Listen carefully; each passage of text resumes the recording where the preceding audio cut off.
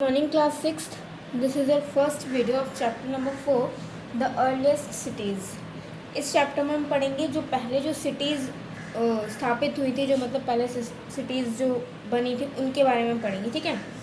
The beginning of the civilization. What do you understand by the term of civilization. अब civilization जो term है, मतलब इस word से क्या समझते हो. According to the dictionary, civilization is a society, its culture and its way of life during a particular period of time or in a particular part of the world. देखो, civilization according to dictionary के according जो civilization है उसका word क्या होता है.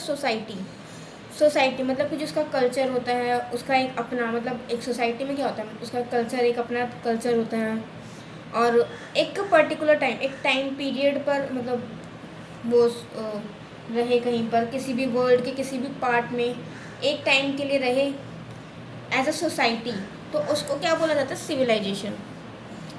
But how did this society form. But ये जो सोसाइटी थी वो कैसे बनी.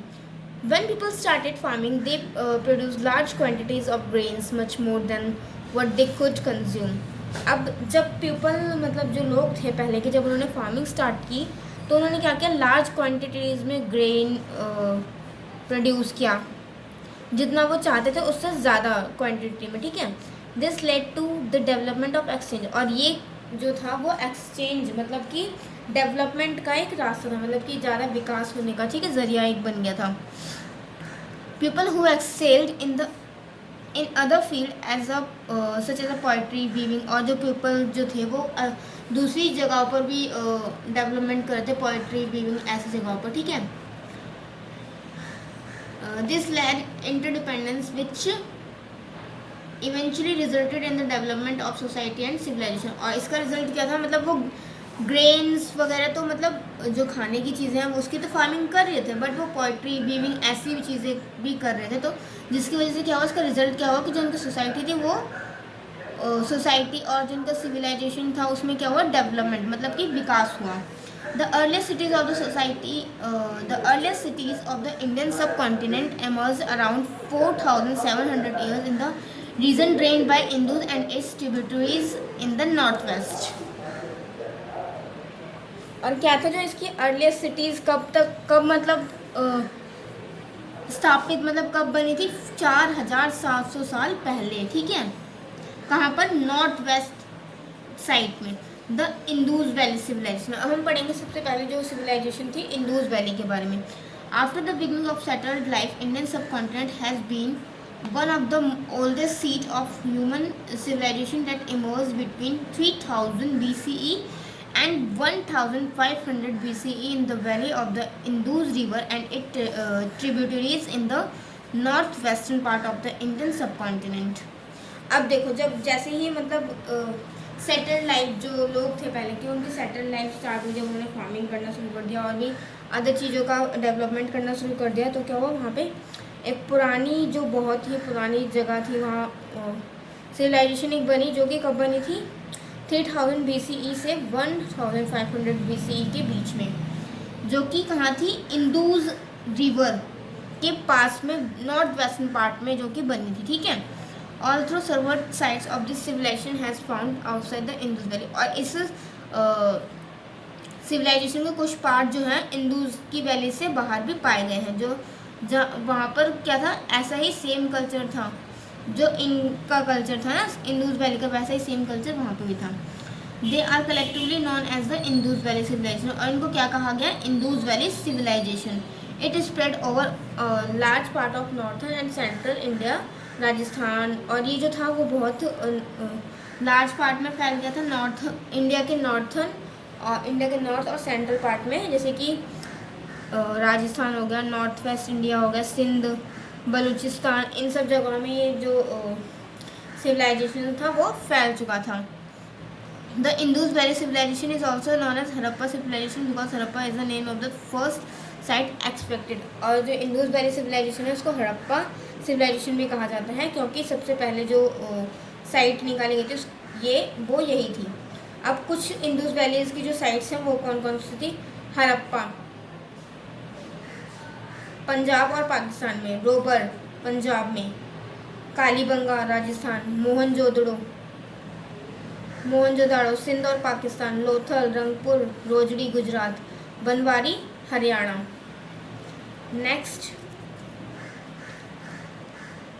Coat Diji Amari and Chanhudaro Sindh और पाकिस्तान, आलमगिरी उत्तर प्रदेश। ठीक है, अब है टाउन प्लानिंग। वहाँ की जो सिटी थी, मतलब जो उनका जो उन्होंने बनाए हुए थे अपनी जगह, वो कैसे थी, वहाँ का जो टाउन था वो कैसा उन्होंने बनाया होता है उसके बारे में पढ़ते हैं।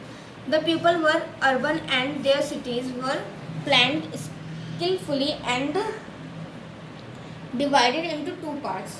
जो वहाँ के जो लोग थे वो कैसे थे, अर्बन थे, और उन्होंने अपनी जो सिटीज़ थी वो टू पार्ट्स में डिवाइड की हुई थी। The raised part was called the citadel and the lower part the lower town. जो सबसे ऊपर वाला जो ऊपर वाला पार्ट था उनको वो बोलते थे सिथादल, और जो नीचे का पार्ट था उसको लोअर टाउन बोलते थे। Each part was surrounded by a wall और बेक्ड ब्रिक्स। और जो ये इनके जो पार्ट्स थे, वो जो थे वो किससे कवर्ड थे, ब्रिक्स, ईंटों से। The main street were wide and straight and they cut each other at the right angle. और जो मेन जो गली होती थी ना, जो वो बहुत चौड़ी होती थी, और जो उनकी नालियाँ जो होती थी वो मतलब जो गलियाँ जैसे आपने चौराहे देखे हैं ना, वैसे ही सेम जो मेन जो गली होती थी वो बहुत चौड़ी होती थी, वो एक दूसरे को राइट एंगल पर कट करती थी, मतलब जैसे चौराहे होते हैं ना वैसे ही सेम। द हाउसेज वर, जो वहाँ के जो हाउसेज थे वो डिफरेंट साइजेस के होते थे। They were built on raised platforms as a protection against the flood. और वो जो होते थे फ्लैट, मतलब कि फ्लैट प्लेटफॉर्म्स पर बनाए जाते थे, क्यों, ताकि जो फ्लड है वो उनसे बचे रहे, ताकि जो भी नेचुरल डिजास्टर जो होता है तो उससे बचे रहे। The houses had well and bathrooms. जो हाउसेज होते थे वहाँ पे कुएँ और बाथरूम्स भी होते थे। There were few windows but enough doors. वहाँ उनके घरों में क्या था, विंडोज़ जो होते थे वो बहुत सारे होते थे, बस जो डोर होते थे वो कम होते थे, मतलब एक या दो ऐसे ही डोर होते थे। There were also very large buildings which were use as palaces और असेंबली हॉल्स। और वहाँ पर बड़ी बिल्डिंग्स भी थी जो जिनको पैलेसेस और असेंबली हॉल के रूप में यूज़ किया जाता था। The most remarkable building at Harappa was the great granny. और हड़प्पा के टाइम पर जो सबसे ज़्यादा यादगार जो बिल्डिंग थी वो कौन सी थी, great granary. Every street had it brick line dragon channel. और हर गली का जो था वो एक नाली वाला जो सिस्टम होता है वो था हर गली में। ठीक है, it was connected to the house, जो कि घरों की नालियों से भी कनेक्ट थी। जो मतलब घरों का भी जो गंदा पानी, जो वेस्टेज वाटर होता है वो वहाँ से निकलकर, घरों से निकलकर बाहर की जो नालियाँ होती थी वहाँ पर मिल जाता था। और जो उनका ड्रेन सिस्टम था वो बिल्कुल कवर्ड रहता था, मैन होल्स जो थे वो साफ़ रहते थे, और उनको इंस्पेक्शन उनका किया जाता था, बिल्कुल साफ़ रहते थे और कवर्ड रहते थे। नेक्स्ट है the great bath eight Mohenjodaro. अब मोहनजोदाड़ो का जो बाथ था वो कैसा था। Of all the structure found in the cities the most important so far is the great bath. और जितनी भी सिटीज़ थी, जितनी भी जो भी अब तक की सिविलाइजेशन थी, वहाँ पर सबसे ज़्यादा जो नहाने का जो जगह थी वो मोहनजोदाड़ो की फेमस थी। कंस्ट्रक्टेड ऑन द सिंथाल इन मोहनजोदाड़ो। और ये बहुत ही ग्रेट बात, मतलब कि बहुत बड़ा, जैसे स्विमिंग पूल टाइप्स होता है ना वैसे बिल्कुल बना हुआ था, बहुत बड़ा। 11.88 मीटर्स इंटू 7.1 मीटर्स इतना ये चौड़ा था, और 2.43 मीटर्स ये डीप, इतनी गहराई थी इसकी। It comprises a huge tank to store water and some rooms probably used to changing rooms। और मतलब बहुत बड़ा सा था, और टैंक था बहुत बड़ा, जहाँ पर वाटर जो था वो वहाँ पर पानी रहता था, उसमें नहाने जाते थे। और फिर बहुत सारे रूम्स बने हुए थे साइड में एज अ चेंजिंग रूम, मतलब चेंज करने, नहाने के बाद चेंज करते हैं तो वो सारे रूम्स बने हुए थे। There is a hole in one end right at the bottom which was possibly used to drain the water out। और मतलब वहाँ पर क्या था, एक होल बना हुआ था राइट साइड में वहाँ के एंड पर, ताकि जो वाटर है जो वो वहाँ से निकल कर सीधे कहाँ जाए, ड्रेन, मतलब कि बाहर की जो नालियाँ उनमें जाए। The coating was so strong, और जो उनकी जो टैंक की जो कोटिंग थी वो बहुत स्ट्रॉन्ग की गई थी। कैन होल्ड वाटर, ताकि जो वाटर है वो उसमें रहे, पानी जो टैंक का जो स्टोरेज उसमें पानी रहे, ताकि जो वहाँ से बाहर ना निकल जाए, इसलिए जो कोटिंग थी बहुत ही स्ट्रॉन्ग की गई थी। Archaeologist believe that the great bath was probably use for the ritual bathing, और ये जो है वो एक शाही नहाना, जो शाही स्नान होता है उसके लिए भी यूज़ की गई थी, और जो धार्मिक जो सेरेमनीज होते हैं उसमें जो स्नान होता है उसके लिए भी ये यूज़ किया गया था।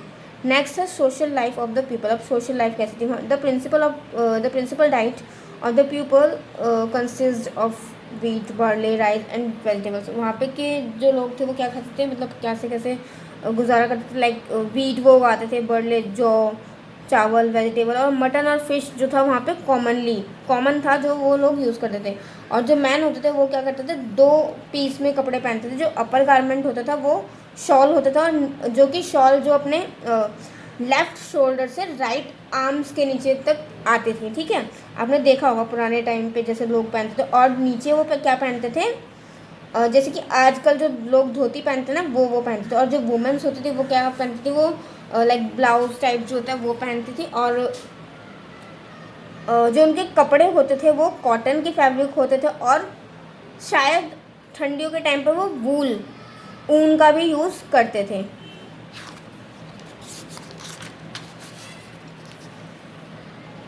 Ornaments like necklace, finger ring and armlets were born both by man and women. और जो ज्वेलरी वगैरह होती थी, नेकलेस, फिंगर रिंग, अंगूठी वगैरह, वो मैन और वुमेन दोनों के द्वारा दोनों ही पहनते थे। और silver was more common than gold. जो सिल्वर होता था वो कॉमन ज़्यादा पहना जाता था गोल्ड के according. The Harappans probably got gold from the Karnataka and precious stones from Gujarat and Iran. और जो हड़प्पन्स थे उनको जो गोल्ड था वो कहाँ से मिलता था? कर्नाटका से। और जो प्रीशियस स्टोन, जो कीमती पत्थर वगैरह होते हैं वो कहाँ से मिलते थे? गुजरात से, ईरान से। ठीक है, जिसका वो यूज़ किस में करते थे?